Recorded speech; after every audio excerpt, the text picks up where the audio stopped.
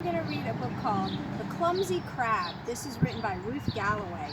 Nipper the crab hated his huge, clumsy claws. Snip, snap, clip, clap.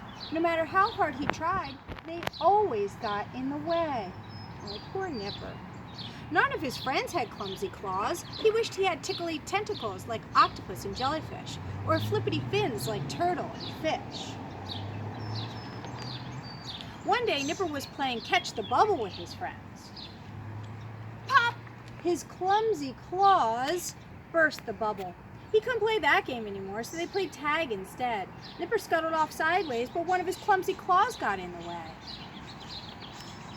Whoa! Nipper slipped and stumbled, tripped and tumbled until he was buried up to his eyes in sand. Turtle had to dig him out. Everyone decided to play hide and seek. Nipper climbed into a big clamshell and pulled it shut. You ever played hide and seek? Nipper thought this was the perfect spot. What's your perfect spot? Smash! Nipper's clumsy claws shattered the shell into hundreds of tiny pieces. Ouch! Help! He cried. Jellyfish picked up the pieces of the shell. If I didn't have these clumsy claws, I wouldn't break everything, and I'd be good at hide and seek, said Nipper. Don't worry, Nipper, said the others. We'll hide, and you can find us. Oh, what nice friends Nipper has. Nipper counted to 10, then set off to find his friends. He scuttled through the sand and found Turtle. He shuffled under the shells and found Jellyfish. And he searched up and down, in and out, and all around the rocks, but he couldn't find Octopus anywhere.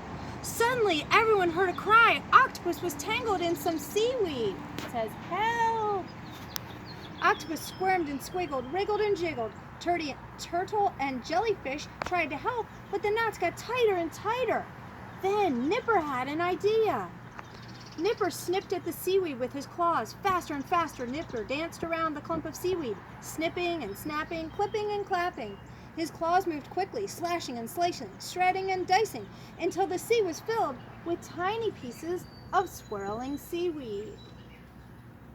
Octopus was finally free. Thank you, Nipper. You are a clever crab, he cheered. Nipper waved his claws happily. At last, he knew how useful they could be. And that's the end. They all lived happily ever after.